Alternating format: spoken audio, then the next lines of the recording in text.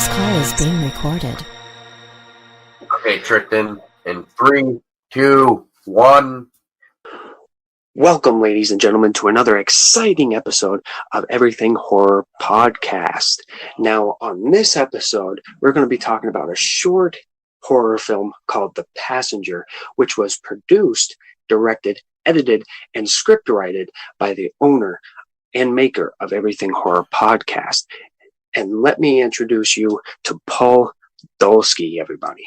Hey, how's it going, everybody? And the main character and the main focus of this story and the actress behind it all is And the killer herself. is Tessa Baker.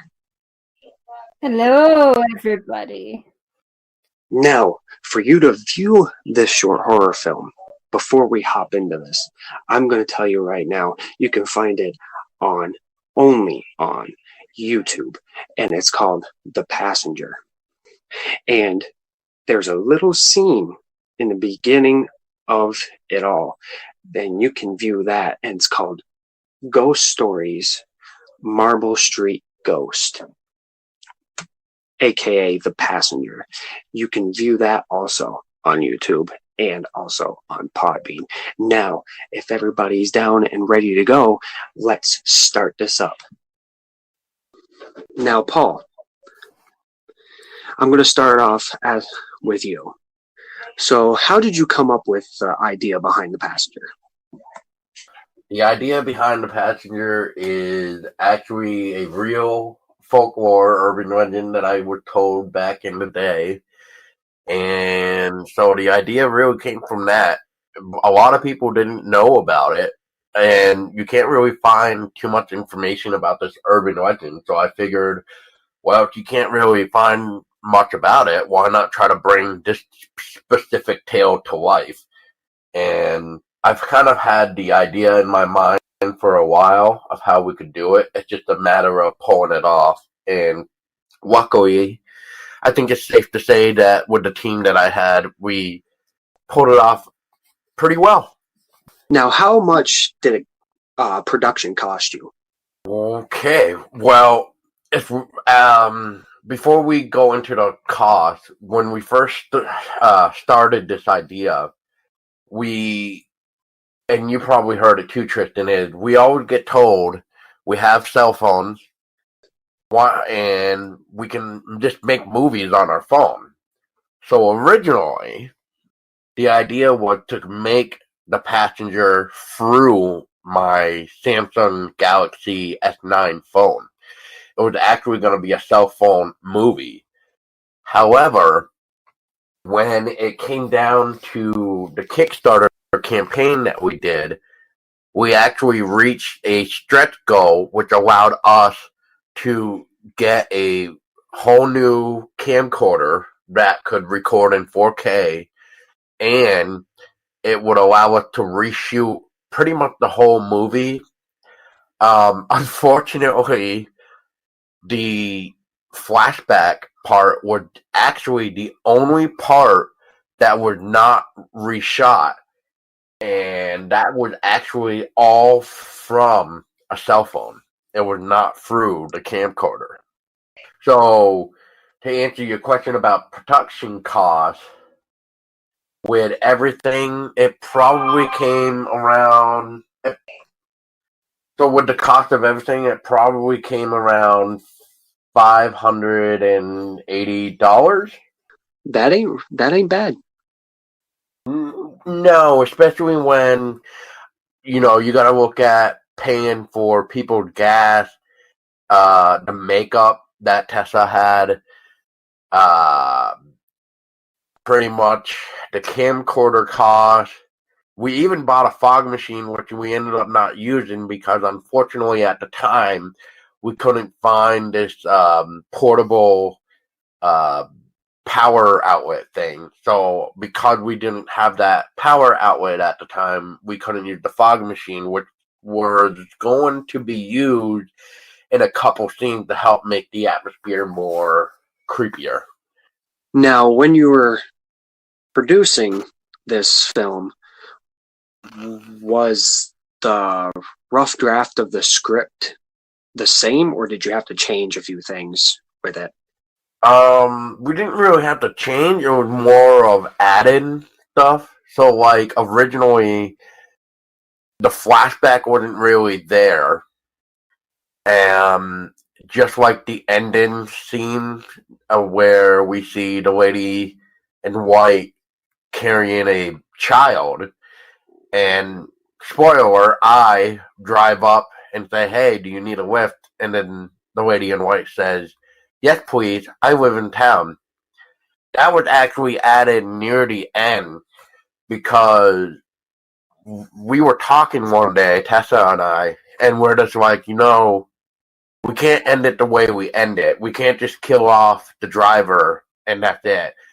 What if we could actually take or find a way, like a baby, a doll or something, and make it so that we have it come full circle? And that's what we did. We found a baby and we shot that scene, and we're just like, I think that works out really well because now we connect almost everything that we hear from the radio. Now, what was your favorite scene when you were directing the short film? Favorite scene?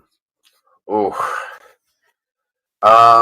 Well, besides the awesome makeup effects for that, which I think let Tessa talk about that, and how the idea of certain things came to be. But my favorite shots will have to probably be,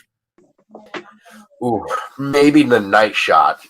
I just like those shots with the clouds and the blue and stuff because we weren't intentionally trying to do it. It was just the way it was filmed.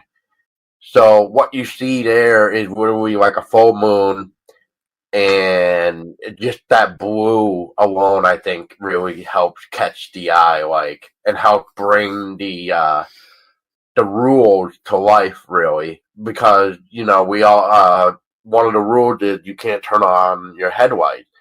So as you see the car drive by, you don't see headlights on, and it's like it's kind of nighttime. Even though it kind of switches off and on between day and night, but I think it's a good way of saying like, well, we don't really know when the driver is actually listening to the episode. Just like we don't know exactly when we see the car drive down the road to begin with. Because for all we know, he could have been driving one and listening to the radio one day, and then while we see him at the road another day, but this time it being night, but maybe he didn't have any luck. And then when we see the lady in white walking down the street, that could have been like a whole new day. I mean, I think that's like the cool transition between day, night, day, is that it should maybe say something along like, well, when was this? Because there's no way this was one day. And I think that's one of the things I really like about it. Yeah, that's one thing I noticed while watching the short film was I noticed one moment it was nighttime and then another time it was during the day. And it really gave it that vibe that it was multiple days. Like the driver's been driving for a couple days now and he came across her. That's how I took those scenes. Well, that's good. Now, what was the hardest scene to shoot? The hardest scene to shoot was probably the final scene with the lady in white with her full-blown makeup.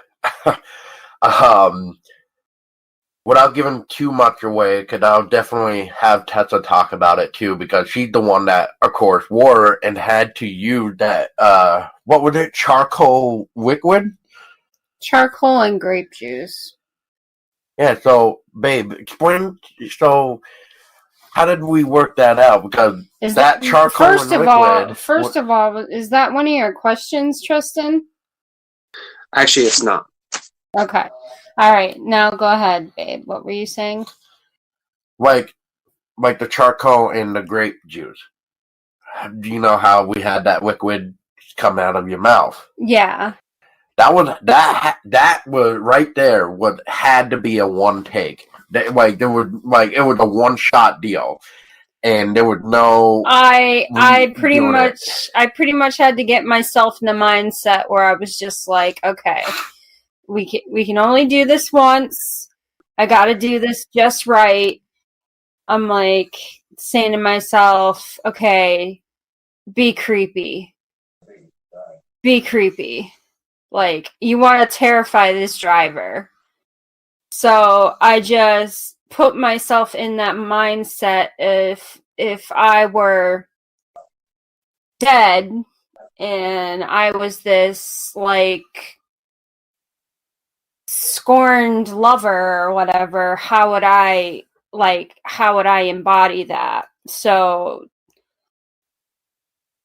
that's pretty much how I was able to get into the whole mindset of everything and how the liquid came out the way that it did, because I was just like, I really want to scare the shit out of people, so I really just need to do this right. So I only let so much come out at a time, and then I gradually let more and more come out as if I were trying to speak.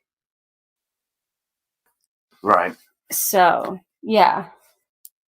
Yeah, I think that was definitely the hardest part for sure. And then the scenes after that were a little bit complicated because, we had all that stuff on you to begin with. Then we had it on Jeremy in the car, and then it was just like, well, we had to take like a couple scenes and like combine all of it because we were trying to get, of course, different angles. So getting that right moment, I think, was the hardest bit because you had to make sure that you could see Tessa, but your focus was the driver for sure. But you also had to think like, oh man, we're actually using real natural darkness. So the lighting, of course, wasn't the greatest, but we could only use so much light, so we had to use what we could without making it look too light. Pretty much in this instance, I think what Paul's trying to say is, with the amount of time that it took for my makeup to be done, by the time we actually went out to do the scene, we were losing daylight. So we pretty much had to play with what little bit of light that we had. So you were in that chair for how long? 2 hours and 45 minutes, 3 hours, something like that. Something like that. Yeah, I was sitting in the chair for quite a while. Yeah. Now, Paul, when you were producing this and when you were done with it, and when you looked back and watched it and modified it to where you liked it, was there any doubts? Was there parts that you could have done better with the script, produced, directed? Is there any parts you could have done better with? Probably the body parts where they get thrown into the swamp. That probably could have been a lot better, but that was more of like, well, we couldn't really use the spot we really wanted, so we had to drive down the road, find a spot, and just do it real quick. So, I kind of wish we could have done a little bit better things for the body parts. Otherwise, maybe the flashback for sure. I mean, that could have been maybe a lot more better. But then again, we're trying to make it a B movie. It's not like we're trying to make it like a really pronounced film. It was more like a B movie where we all were having fun making this. It wasn't like we were really trying to be serious, even though we were trying to be serious, if that makes any sense. Now, Tessa, you have the spotlight now. What was your first thoughts of the script? Honestly, for it being Paul's first time writing, directing, producing, editing a film, I thought he did really well with the script. Honestly, for it being his first project of him, being the boss. The boss. So I think for being what it is, I think he did well with it, and I enjoyed it, honestly. I definitely agree with you. I think Paul nailed it right on the head. Now, were you nervous when you knew you're going to be playing the woman in the white dress? I was a little bit nervous because I was afraid I was gonna have like some kind of like stage fright to a degree, because it was gonna be like my first official time being on camera acting. Yeah, I've played in haunted houses and stuff like that before, but I've never been in front of like a camera being filmed before. So I was a little bit nervous about it, to be honest. And it being my first time acting, was worried like if I was gonna do good enough, if my performance was gonna be good enough, like things like that, because honestly, I didn't know how well I was going to do, given it was my first film. Well, I think you did an amazing job, Tessa. Well, thank you, Tristin. Now, was it difficult for you to get in character? Yes and no. It was easier for me to put myself in the mindset for my final form than it was for me to play the quiet type. Well, not just the quiet type, but playing the, discarded mistress. It was harder for me to get in the mindset of being the discarded mistress than actually getting into my final form. I was more comfortable playing my final form than I was playing, the mistress. And you can kind of tell that a little bit if, like, you watch me, because I seem to be a lot more comfortable being creepy or terrifying versus quiet and normal. Now, what was your favorite scene acting out?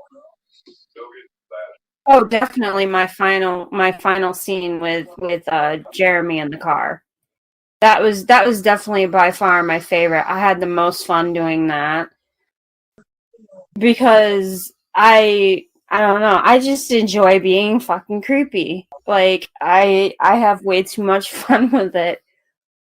And lunging across the car at Jeremy, fully decked out in makeup and everything, was so much fun. Definitely by far my most favorite was that scene right there in the car. I think that was my favorite scene. Yeah. Oh, yeah. It was very terrifying. well, thank you. I tend to have that effect on people sometimes. Now, what do you think you could have improved on? I think I think I could have done better with my acting when I was playing like the the jilted lover. I think I could have done better in that performance, like when I was being dragged off, like the panic and stuff like that. I could have done better. We pretty much did that shot in like one take, really. We didn't reshoot it. So, like, I think as far as that goes, I think if I had like another go at that scene again, I think I would have done better.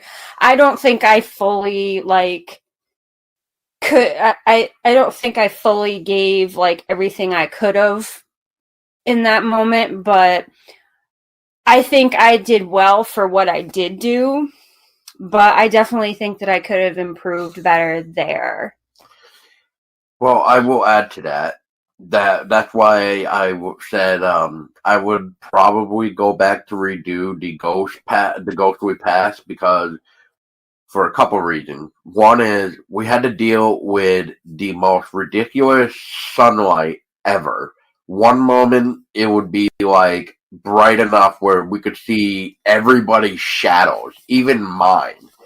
So I had to like move my phone like up more and like away from me, just so the shadows wouldn't show.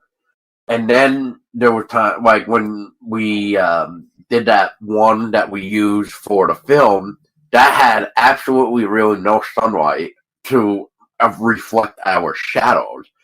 So it was like becoming nighttime yet again. We were also having to deal with people that were coming to the West Rutland Marsh and like probably looking at us like, what the fuck are we doing? So like how the audio even there was not contaminated by people is just a blessing, I guess, because I think when we did that that take that you guys see of the ghost we passed there, that was after everybody fucking left the swamp area. And it was just like one of those things where it's just like you can't figure out when people go there and when they're not there to do this. So it was like a hit and miss. Yeah, there was a lot of elements that were affecting the filming.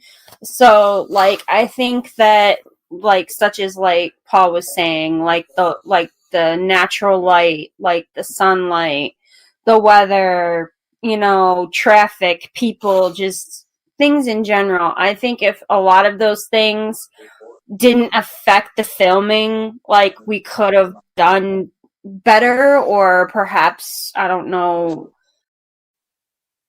more in a way, like better acting, like we wouldn't feel like we were kind of slightly rushed, or we were like tiptoeing around other if we elements. had more time to work with Jason instead of what time we actually were able to with him, then we could have done better. We could have done a lot better. Yeah, because we only had Jason for like a day, and I think we used him for maybe 2 hours. Yeah.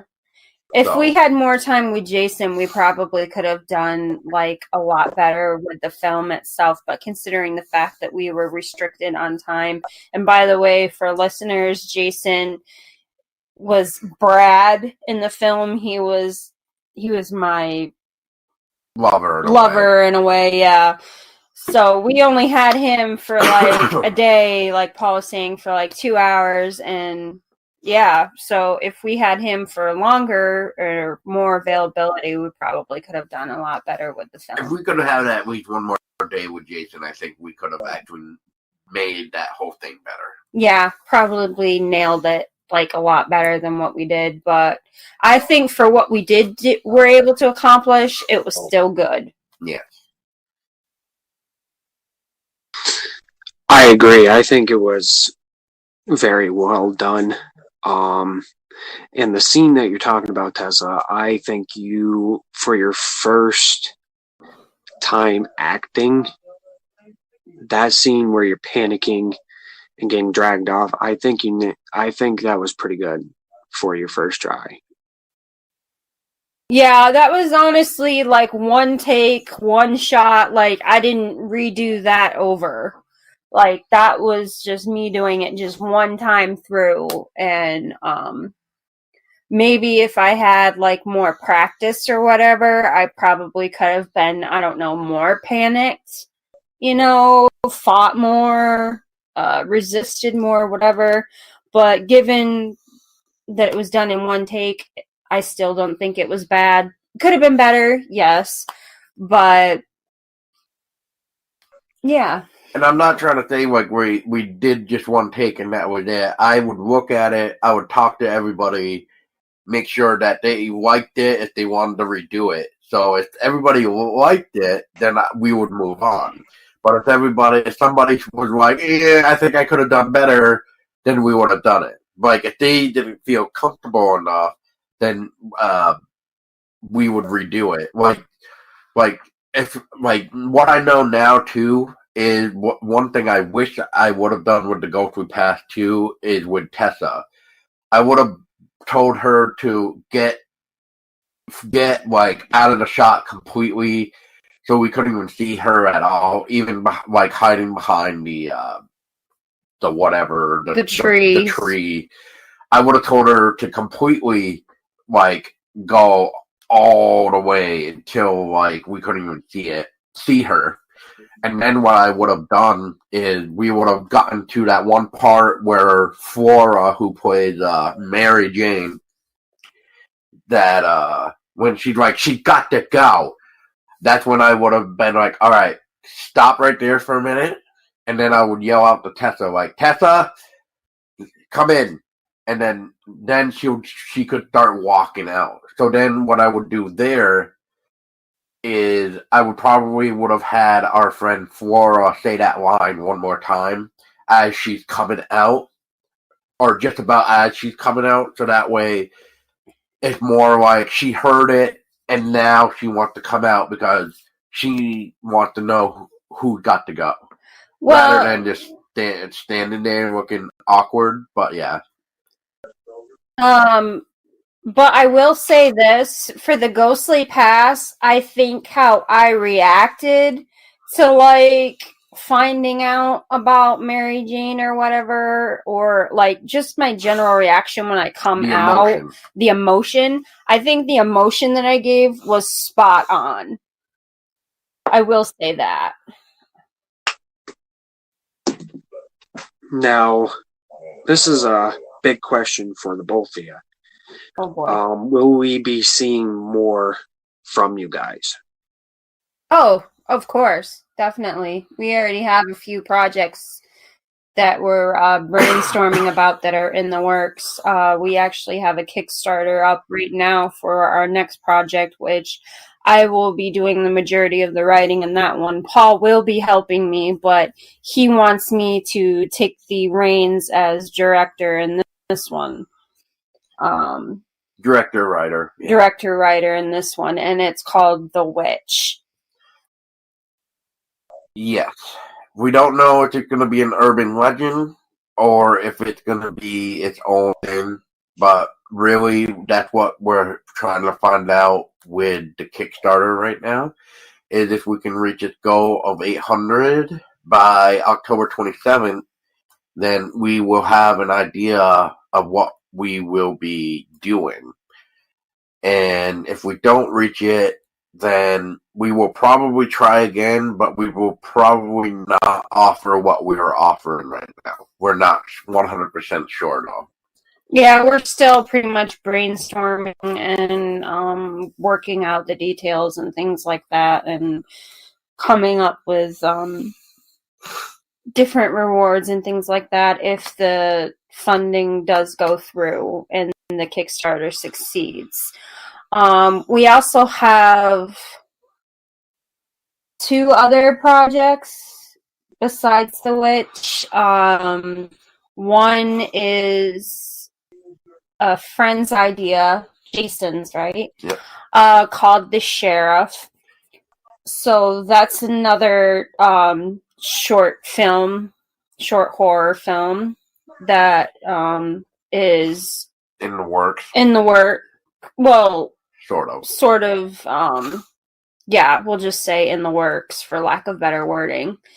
And then Paul has another one that he wants to do that he's already been writing about.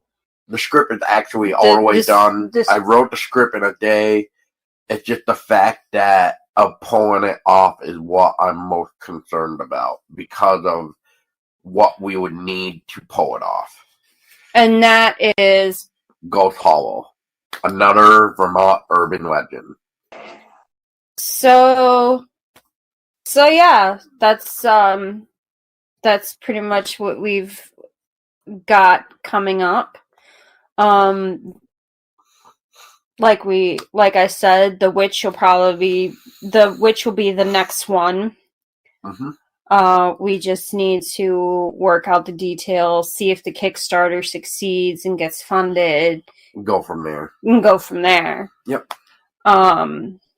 Meanwhile, I'm brainstorming and everything else, trying to get ideas for like the script, the costumes, the setting, just the environment, everything. Well, the witch has already been proven to be difficult for what, Tessa?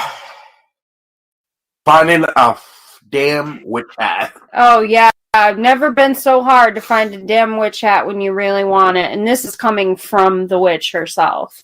Yep. So, yeah, it's quite the pain in the ass. Yes.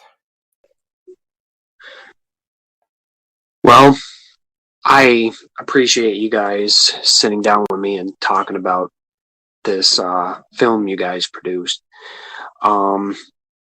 With being one of the people that have seen this and watched this, in my personal opinion, I think it was well made. The scenes really showed a lot of emotion, a lot of elements that, you know, for your first time, Tessa acting, and Paul's first directing, editing, producing, and script writing this short film, I think it was very well made. I mean, there was a few scenes, I'll agree with you guys, that, you know, could have been better. And, you know, like the scene where Brad goes and gets that knife to... the machete. Yeah, the machete. Yes, to dismantle Tessa. You know, that... You know, with being an audience and watching this, you know, I would have liked the scene, maybe a cut scene where he goes back to the car, grabbing it and going back. Like, you know, those things are just small little things that really don't matter. So, you know, but it would have been done. Yeah. I really think that it was spot on and well done. Great job, guys. Oh, thank you. Gracias, senor. And like I said in the beginning of the episode, for you to watch this and view this, you can find it on YouTube called The Passenger. And there's a little scene where Jeremy is in the car driving his car, and you can hear Paul's voice in the background. You can also find that on YouTube as well. And that's written and called Ghost Stories, Marble Street Hitchhiker, aka The Passenger, if you want to view that. And you can also find it on Podbean. Now, thank you, ladies and gentlemen, for listening and sitting there, standing, whatever you're doing, and viewing this episode. Now, with you is Tristin Notte. And this is Paul Dulski. And I'm Tessa Baker. And from Everything Horror Podcast, we wish you to Stay scary.